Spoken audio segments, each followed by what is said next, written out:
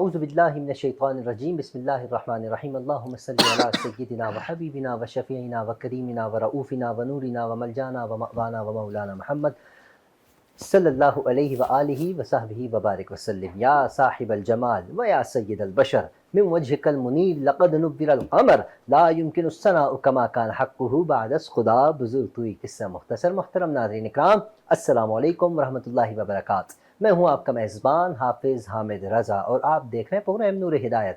ناظرین آپ جانتے ہیں نور ہدایت میں ہم آپ کی ملاقات جید علماء کرام سے کرواتے ہیں جن سے ہم کرتے ہیں سوالات اور جاننے کی کوشش کرتے ہیں دین اسلام کے حوالے سے معلومات. ناظرین اکرام نور ہدایت پروگرام کرنے کا مقصد یہی ہے کہ ہم تک مجھ تک آپ تک سب تک پیغام پہنچے. کس کا پیغام؟ قرآن کا پیغام. قرآن کیا تقاضا کرتا ہے دور حاضر میں، قرآن ہم سے کیا تقاضا کر رہا ہے اور ہم کیا کام سر انجام دے رہے ہیں. کس چیز سے قرآن ہمیں منع کرتا ہے اور کس چیز کا حکم دیتا ہے. ہم جس معاشرے میں اس وقت میں اور آپ سانس لے رہے ہیں وہاں سلسلہ کچھ یوں ہے کہ جس کا حکم قرآن دے رہا ہے ہم اس سے دور بھاگ رہے ہیں اور جس سے قرآن منع فرما رہا ہے ہم اس کے قریب جا رہے ہیں، جس کی وجہ سے ہم پستی کا شکار ہوتے چلے جا رہے ہیں، تنزلی کا شکار ہوتے چلے جا رہے ہیں. ہمارے ہاں ٹینشن، پریشانی، پرابلم، بس مصیبتیں ہی مصیبتیں ہیں. اس کی وجہ یہی ہے کہ ہم نے قرآن اور سننا کو چھوڑ دیا ہے. اگر اپنے آپ کو نکھارنا ہے، اپنے گھر کو سدھارنا ہے، معاشرے میں تبدیلی لانی ہے تو اس کے لیے ہمیں قرآن کے دامن کو تھامنا ہوگا، قرآن کو پڑھنا ہوگا، قرآن کو سمجھنا ہوگا، اس پر عمل کرنا ہوگا. یہ ساری چیزیں سمجھانے کے لیے ہمارے ساتھ علماء کرام ہوتے ہیں. آج کا ہمارا جو پروگرام ہے، آج کا آپ کو میں موضوع بھی بتا دوں، اس کے بعد انشاءاللہ اپنے گیسٹ پینل کی طرف بڑھتے ہیں. آج کا ہمارا موضوع ہے معاشرے میں بگڑتی ہوئی صورتحال، اور اس کا حل بھی تو ہونا چاہیے. میرے پاس ہونا چاہیے، آپ کے پاس ہونا چاہیے، ہمارے گھر والوں کے پاس ہونا چاہیے. جب تک ہمارے پاس حل نہیں ہوگا ہم پرابلم کو سولو کبھی نہیں کر سکتے. اور پرابلم سولو کرنے کے لیے ہمیشہ ہمیں قرآن کے دامن کو تھامنا ہے، اور قرآن کے دامن کو تھامنے کے ساتھ ساتھ ہمیں سمجھنے کے لیے علماء اکرام کو بلانا ہے، علماء اکرام سے بات کرنی ہے، علماء اکرام کو سمجھنا ہے، ان کو سننا ہے، اس پر عمل کرنا ہے. بہت خوبصورت شخصیت ہمارے ساتھ آج موجود ہیں، خوبصورت انداز میں گفتگو فرماتے ہیں. پہلے بھی نور ہدایت کا حصہ بن چکے ہیں. میری مراد محترم المقام جناب حضرت علامہ مولانا محبوب حسین قادری صاحب. آئیے آپ کی ملاقات کرواتے ہیں. السلام علیکم علامہ صاحب. وعلیکم السلام ورحمۃ اللہ. کیسے مزاج ہیں سر؟ اللہ کا الحمدللہ ہر حال میں شکر ہے. آپ بتائیں خیریت سے ہیں؟ اللہ کا احسان. شکریہ جی تشریف آنے کا. جب بھی ہم آپ سے عرض کرتے ہیں آپ تشریف لے آتے ہیں. اللہ آپ کے علم عمل میں بے پناہ برکت عطا فرمائے. آمین. میں انشاءاللہ موضوع کی طرف بڑھتا ہوں لیکن ناظرین کو بتاتا چلوں. ناظرین آج ہمارے ساتھ ایک سنخواہ بھی ہیں. اکثر اوقات ہم کوشش کرتے ہیں کہ علامہ صاحب کے ساتھ کوئی سنخواہ موجود ہوں جن سے ہم حضور کی بارگاہ رسالت مآب صلی اللہ علیہ وآلہ وسلم میں نذرانہ عقیدہ سننے کی سعادت حاصل کر سکیں. ہمارے ساتھ موجود ہیں محمد سفیان صاحب جی. سفیان صاحب سے بھی انشاءاللہ سلام بھی کرتے ہیں اور ان سے ہم کہتے ہیں کہ کلام بھی پیش کریں بارگاہ رسالت میں. آپ کی آواز ہو اور ہم ہاتھوں کو باندھیں، آنکھیں بند کریں، گنبد خضرا کے نظارے کر رہے ہوں. جی سفیان صاحب نعت مصطفیٰ صلی اللہ علیہ وسلم پیش فرمائیں. صلی علی نبینا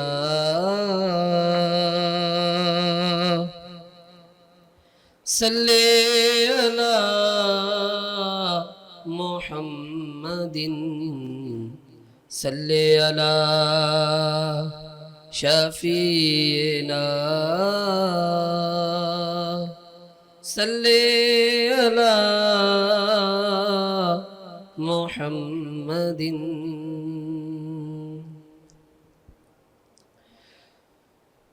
میری الفت مدینے سے یوں ہی نہیں، میری الفت مدینے سے یوں ہی نہیں، میرے آقا کا روضہ مدینے میں ہے، میں مدینے کی جانب نہ کیسے کھینچوں، میں مدینے کی جانب نہ کیسے کھینچوں، میرا دین اور دنیا مدینے میں ہے، میری الفت مدینے سے یوں ہی نہیں، میرے آقا کا روضہ مدینے میں ہے۔ عرش اعظم سے اونچی بڑی شان ہے،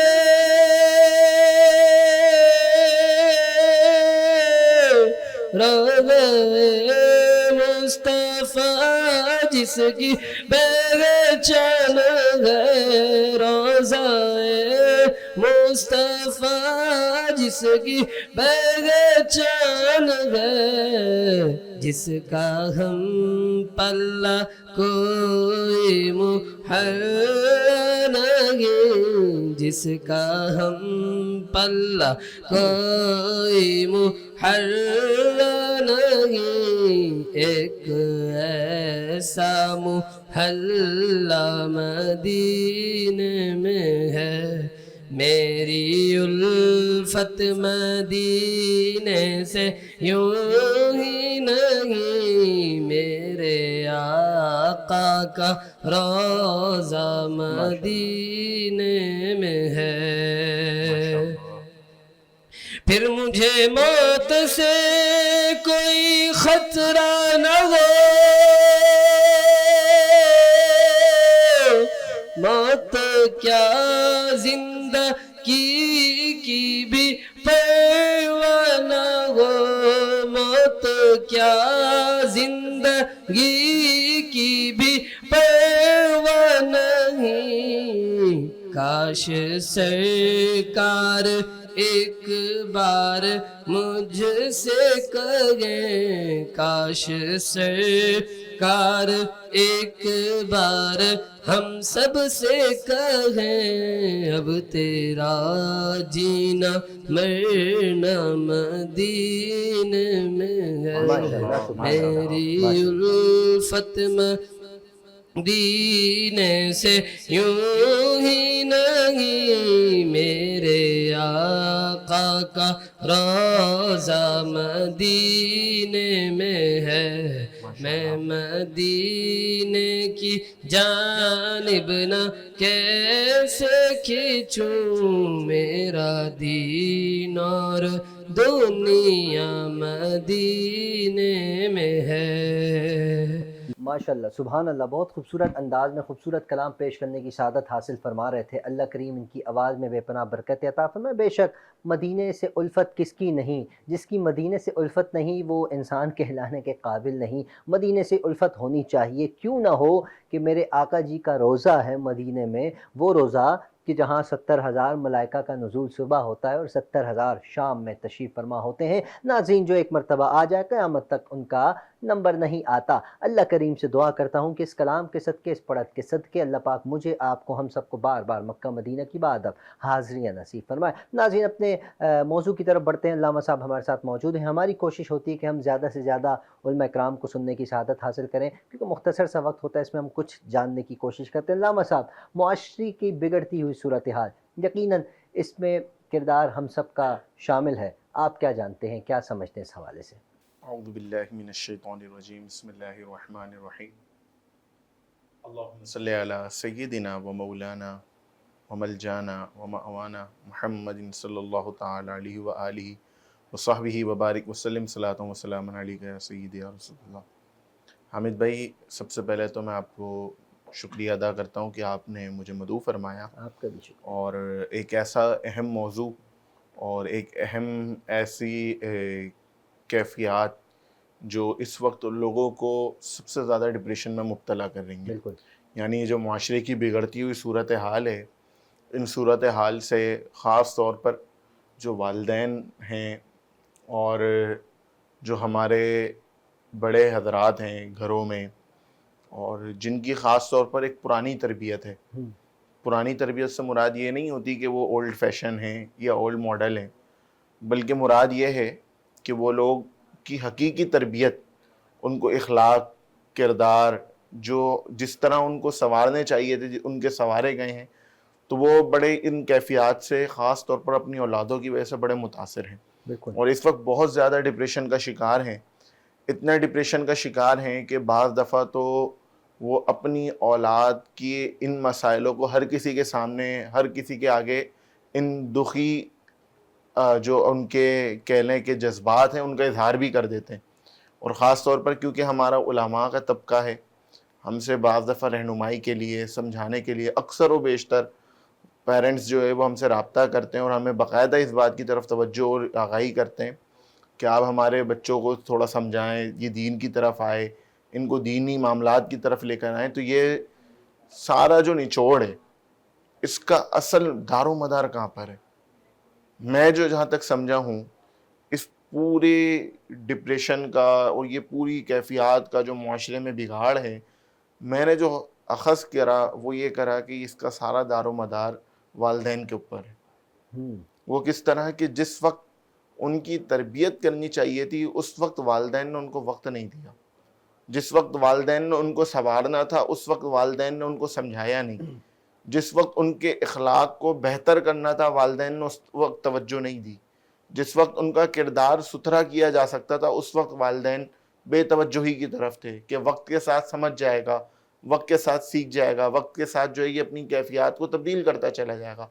اور پھر ایک وقت یہ آتا ہے کہ وہ چیزیں اب بدلتی نہیں ہیں بلکہ اور بگاڑ کی طرف جاتی جا رہی ہیں، جس کی وجہ سے معاشرہ آج ہمیں ایسا نظر آ رہا ہے کہ آپ اگر دیکھیں باہر نکلیں تو معاشرے کے اندر خاص طور پر کہا جائے تو ہم ایک اسلامی جمہوریہ ملک کے اندر موجود ہیں، لیکن اگر ہم آج اسی ملک کے معاشرے کی اگر حوالے سے بات کریں تو ایسی کون سی خرابی ہے، ایسی کون سی برائی ہے، ایسی کون سی چیزیں ہیں جو ہمیں معاشرے میں نظر نہیں آ رہی.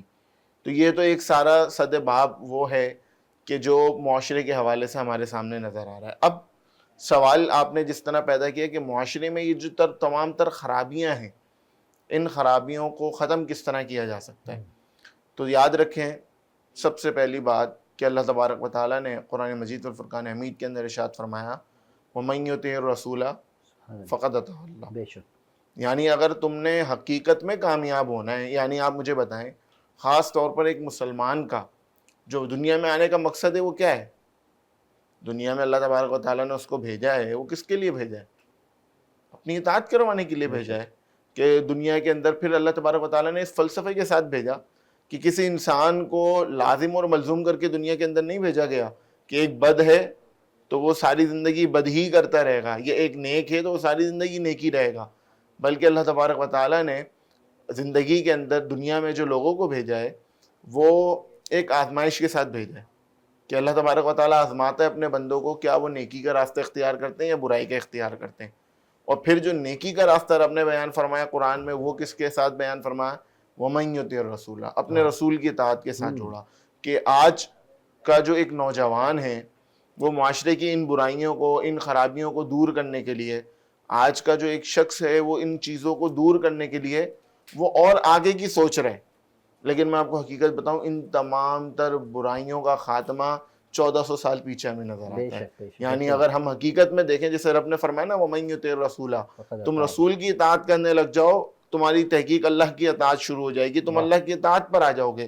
یعنی آج ان تمام تر معاشرے سے اگر برائیوں کو ختم کرنا ہے تو ہم 1400 سال پیچھے جائیں گے، اور 1400 سال پیچھے جا کر اپنا رشتہ جتنا مضبوط کریں گے ہمارے اخلاق اتنے سنورتے جائیں گے، جتنا ہمارا تعلق مضبوط ہوگا ہمارے اندر اتنی لگن جستجو ایمان کی بڑھتی جائے گی.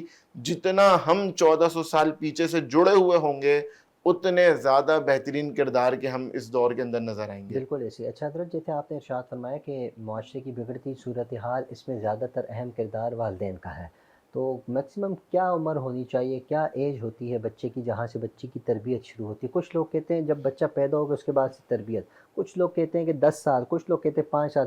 آپ کیا سمجھتے ہیں کہ میکسیمم کتنی ایج ہوتی ہے جہاں سے ہم بچے کی تربیت پراپر شروع کرتے ہیں؟ دیکھیں اب اس کو تھوڑا سا میں یوں جوڑوں گا، آج کیونکہ ایک سائنس کا بھی زمانہ ہے، لوگ سائنس کو بھی بڑی ترجیح دیتے ہیں، تو اس اعتبار سے اگر اس موضوع کو جوڑیں تو یہاں پر ایک بات یاد رکھیے گا حامد بھائی، اگر آج کے زمانے کے اندر آپ سائنس کو بھی دیکھیں تو سائنس یہ کہتی ہے کہ بچہ جب دنیا میں آ گیا تو فرسٹ ڈے سے، اور اسلام نے اس سے پہلے ہی سکھا دیا کہ ہمارا تو دین متین، دین اسلام وہ خوبصورت مذہب ہے کہ رسول اللہ صلی اللہ تعالیٰ علیہ وسلم کی تعلیمات کے مطابق اگر ہم دیکھیں اور سنت کے نظریے سے دیکھیں تو ہمیں دین تو یہ سکھاتا ہے کہ جب بچہ ماں کی پیٹ میں ہو تو والدہ کو چاہیے کہ اس وقت سے اپنے اندر جو بری خرابیاں ان کاموں کو دور کریں. کیوں کریں؟ کہ والدہ کے جو اثرات ہوتے ہیں وہ بچے کے اندر منتقل ہوتے ہیں. کیا بات ہے. اور یہ میں ایسی، جیسے میں نے ابھی تھوڑی دیر پہلے ایک جملہ کہا نا، 1400 سال پیچھے جتنا جڑتے چلے جائیں گے اتنی آگے کامیاب ہوتے جائیں گے. تو یہ بات میں نے آپ سے اسی لیے رکھی کہ آپ دیکھیں 1400 سال پہلے یہ بات سکھا دی گئی کہ والدہ جب پیٹ حمل میں موجود ہو تو اس وقت اگر اپنے آپ کو برائیوں سے روک کے رکھیں گی تو اس کے اثرات نیکی کے وہ بچے کے اندر نظر آئیں گے. تو یہاں سے سمجھ میں یہ آیا، جیسے آپ نے سوال کرا تربیت کا جو عمر ایج ہے، تو وہ تربیت کی عمر ایج جو ہے وہ جب حمل پیٹ میں شروع ہو جائے تو جب سے شروع ہو جاتی ہے. اس کی ایک مثال ہمیں شیخ عبد القادر جیلانی جی غوث پاک، بالکل بالکل بالکل. آپ حضور غوث اعظم کی اگر آپ مثال دیکھیں، اور کئی بزرگوں کی ایسی مثال نظر آتی ہے کہ آپ ان کو دیکھیں کہ ان کے یہاں والدہ کا جو زمانہ تھا، اور وہ کون سا زمانہ، جو ویسے حمل کا زمانہ تھا، اس وقت کیونکہ والدہ ذاتی طور پہ خود نیک تھیں تو ان کے اثرات بچے پر مرتب ہوئے، اور دیکھیں وہ وقت کے کتنے بڑے غوث بن کر ہمارے سامنے نظر آئے. تو یہ کیفیات بڑی ضروری ہیں کہ تربیت کی پہلی بات تو ہمیں یہ سمجھ میں آ گئی. دوسری بات، بچہ جب دنیا میں تشریف لے آیا، لے کر آنے کے بعد جیسے ہی اس کے کچھ سینس آف ہیومر کام کرنے سٹارٹ ہو گئے، مثلاً تھوڑا تھوڑا بولنے لگ جاتا ہے، 8 مہینے 9 مہینے میں بچہ جو ہے کچھ بولنا، بات کرنا تھوڑی بہت شروع کرتا ہے. نہیں بولتا ہے حضرت، 8 مہینے میں تو بچہ روتا ہے. چلے سال بھر کے اندر تو بچہ تقریباً بولنا شروع کر دیتا ہے، کچھ نہ کچھ ماما بابا اس طرح کے الفاظ. 3 سال، 2.5 سے 3 سال، آئی تھنک 2.5 سے 3 سال کی ایج ہوتی ہے جس میں بچہ ماما پاپا بولنے لگتا ہے. چلیں رو ہوتا ہے، رونا.